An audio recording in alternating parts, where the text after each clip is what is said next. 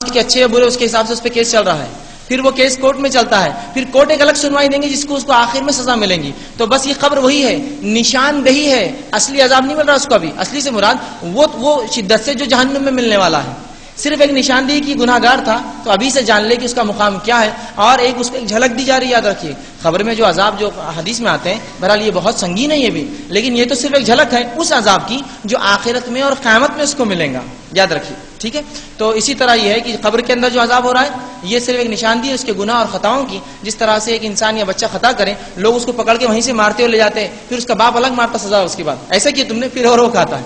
تو یہ پہلا فیز وہ دوسرا فیز. لیکن یہاں کی سزا کمتر ہوتی ہے، جب وہ حاکم قاضی یا اپنے بڑوں کے پاس جاتا ہے وہ سزا اصل ہوتی ہے. ٹھیک ہے. تو اسی طرح اللہ خبر کے اندر جو سزا اور جزا اس کو مل رہی ہے وہ در حقیقت آنے والی سزا سے بہرحال کم ہے، اور اصلی سزا کے لیے اس کو تیاری کرائی جا رہی ہے کہ تم گناہ گار تھے. اور یہ اب قیامت کے دن کیوں اللہ پھر میزان اور اس طرح سے قائم کریں گا حساب و کتاب، تو بہرحال یہ اس لیے کریں گا کہ اللہ پر کوئی حجت قائم نہ ہو، اللہ اپنی حجت قائم کر دے. ایک شخص آیا اور کہا خبر میں تو میرے ساتھ عذاب ہو گیا، مارا گیا مجھے، یہ کیا تھا؟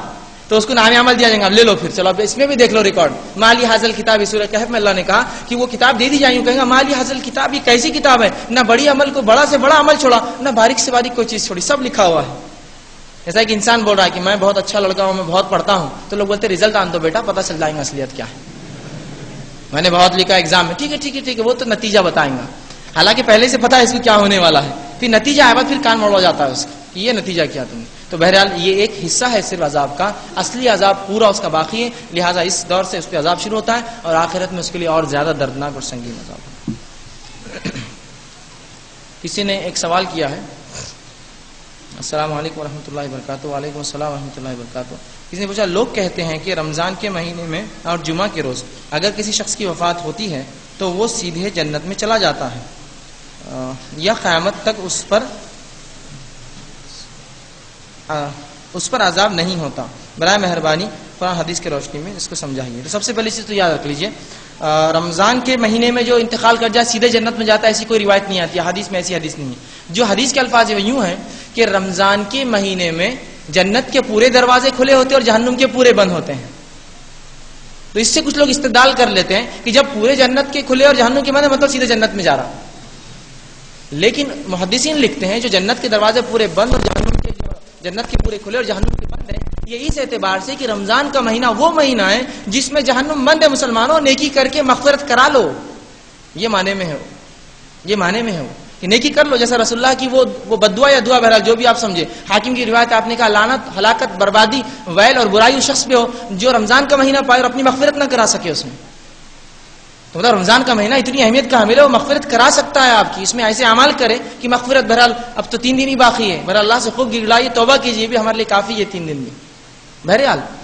تو اس کا معنی وہ لوگ کہتے چونکہ جنت کے دروازے کھلے، حدیث میں الفاظ آتا ہے جہنم کے بند تو سیدھے جائیں گا، لیکن حدیث میں یہ الفاظ نہیں کہ سیدھے جنت میں جاتا ہے، کہیں بھی نہیں. یہ ہاں ضرور ہے جنت کے کھلے جہنم کے بند ہے، مطلب یہ کہ اس طرح سے. لیکن ایک کوئی بھی انسان اگر رمضان میں مرتا ہے وہ اس کے اعمال کے اعتبار سے ہوگا. اس میں کہیں فضیلت نہیں ہے کہ اسے خبر کا عذاب نہیں ہوگا، اس کو سیدھے جنت ملیں گے، ایسے الفاظ کہیں نہیں ہے. ہاں ایک اعلان ہے، ایک علامت بتائی جا رہی ہے کہ یہ وہ مہینہ ہے جس میں مغفرت ہو سکتی ہے تو کروا لو، اس معنی میں ہو. اب جہاں تک سوال یہ تھا کہ جمعہ کے دن، تو ہاں جمعہ کے دن کے تعلق سے روایت آتی ہے رسول اللہ نے فرمایا جو جمعہ کے دن یا رات، اور رات پہلے آتی شریعت میں. آج ہم 27 کی رات منا رہے ہیں، کل 27 کا دن ہے، ٹھیک ہے، ورنہ ہمارے انگلش اس میں ذرا الٹا ہوتا ہے، کنفیوزنگ ہوتا ہے، ٹھیک ہے. تو رسول اللہ فرمایا جو جمعے کی رات مطلب جمعرات کو جو گزر کی رات آتی ہے ہمارے اعتبار سے اور جمعے کے دن انتقال کر جائے اس کو قبر کا عذاب وہ نہیں ہوتا آخر تک. ہاں حساب و کتاب ہوگا اس کا، سیدھے نہیں جائیں گا، وہ بھی حساب و کتاب ہوگا، لیکن یہ جو عذاب ہے اس سے بچ گیا جو بیچ میں ہونے والا تھا اس پر. اگر نیک تھا تو بھی بہرحال اس کو تو بہرحال اچھا ہی تھا، بد بھی تھا تو بچ گیا. ہاں قیامت کے دن لیکن حساب و کتاب ہوگا، وہ اس سے مستثنا نہیں ہوتا ہے کہ تو جمعہ کے دن رمضان میں کئی غیر مسلموں کو انتقال ہوتا ہے.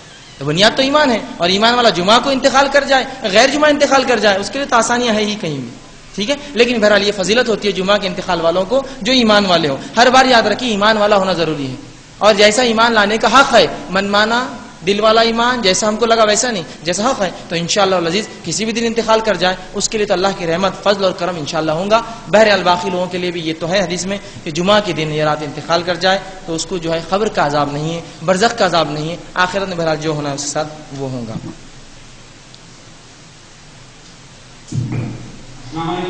السلام. تو موت کے بعد جو کلمہ پڑھے تو اس کی مغفرت ہو جائے، تو کیا جو اس کے اعمال خراب رہتے ہیں وہ بھی اگر سے کلمہ پڑھ لے، کوئی کافر کلمہ پڑھ لے موت کے وقت، تو کیا اس کی بھی مغفرت ہو جائے گی؟ بھائی نے ایک اچھا سوال کیا کہ اگر موت کے وقت جو کلمہ پڑھ لے تو اس کی مغفرت ہو جائیں گی، تو کیا ایک شخص جو غیر مسلم تھا، کافر تھا، اور موت کے وقت کلمہ پڑھ لے تو کیا اس کی ہو جائیں گی؟ تو یاد رکھیے، اگر عالم نزا وہ موت کے قریب جب جان نکلنا شروع ہوتی ہے اور جب وہ غائب کو دیکھ لیتا ہے تب توبہ قبول نہیں ہوتی، یاد رکھیے، تب توبہ قبول نہیں ہوتی۔ اس سے پہلے اگر بیمار ہے، مریض ہے اور موت ابھی نہیں آئی، عالم نزا میں نہیں پہنچا، موت کے قریب نہیں آیا، اور تب اس نے اپنے رب سے توبہ کر لی اور کلمہ پڑھ لیا، تو ہاں اس کی مغفرت ہو جائیں گی، اس کی مغفرت ہو جائیں گی، اس کی مغفرت انشاءاللہ ہو جائیں گی، اس لیے کہ عمل نہیں کیا لیکن اس نے اپنا کلمہ پڑھ لیا، سچے دل سے مان لیا، اس کی ہو جائیں گی۔ اس کے تعلق سے رسول اللہ صلی اللہ علیہ وسلم کی مسلم کی وہ حدیث آپ کو سنا دوں۔ آپ صلی اللہ علیہ وسلم فرماتے ہیں، ابو ہریرہ رضی اللہ عنہ کے راوی کہتے ہیں کہ ایک شخص زندگی بھر جنتی اعمال کرتا ہے لیکن موت سے پہلے جہنمی عمل کرتا ہے، اللہ اس کو جہنم رسید کر دیتا ہے، اور ایک شخص زندگی بھر جہنمی عمل کرتا ہے، موت سے پہلے جنتی عمل کر بیٹھتا ہے، اللہ اس کو جنت دے دیتا ہے۔ تو اصل ہے موت کس حالت میں آتی ہے، اسی لیے اللہ رب العزت سے ہمیشہ حسن خاتمے کی دعا کیا کیجیے کہ اللہ ہمیں جو ہے زندہ بھی ایمان پہ رکھ اور خاتمہ بھی ایمان پہ ہو، اس لیے کہ اصل تو خاتمہ ہے کیسا ہوا، اور جو جیسے خاتمہ ہوا ویسے اٹھایا جائے گا۔ حج میں خاتمہ ہوا، حاجی اٹھایا جائے گا، روزے میں خاتمہ ہوا، صائم روزہ داروں میں اٹھایا جائے گا، نماز کی حالت میں خاتمہ، نماز ایمان کی حالت میں ایمان والا اٹھایا جائے گا، جو کلمات منہ سے پڑھتے ہوئے خاتمہ وہ کلمات کے ذریعے وہ اٹھیں گا اللہ کے پاس۔ تو ہمیشہ اللہ سے حسن خاتمے کی دعا کیا کیجیے، اور ہاں اگر کوئی شخص آخر وقت میں بھی کلمہ پڑھ لے تو انشاءاللہ العزیز اللہ سے قوی گمان ہے اللہ اس کی مغفرت کریں گے۔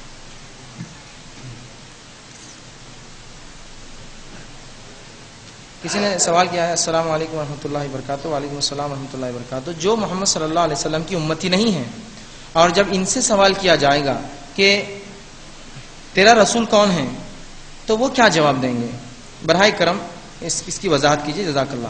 تو بہرحال انہوں نے سوال کیا کہ جو لوگ رسول اللہ صلی اللہ علیہ وسلم کی امتی نہیں ہیں، آپ کی امت سے نہیں، ان کے تعلق سے کیا ہوگا؟ تو پہلی چیز اس کی وضاحت کر دوں کہ جو نبی جب آ جاتا ہے، جو نبی جب آ جاتا ہے تو اس کے بعد کی پوری قوم اس کی امت ہوتی ہے۔ موسیٰ علیہ السلام بھیجے گئے بنی اسرائیل کے لیے، اب پورے بنی اسرائیل کے لیے موسیٰ علیہ السلام نبی ہے۔ رسول اللہ صلی اللہ علیہ وسلم خاتم النبیین ہے، آخری نبی ہے۔ تو آپ صلی اللہ علیہ وسلم کی جب سے بعثت ہوئی تب سے لے کر اب قیامت تک کے لیے آپ سب کے لیے نبی ہیں، اور پوری انسانیت آپ کی امت ہے۔ یہ الگ بات ہے کہ کچھ لوگ آپ کو نبی نہیں مانتے، لیکن وہ بھی آپ کی امت سے، یاد رکھیے۔ تو اب غیر امت کوئی نہیں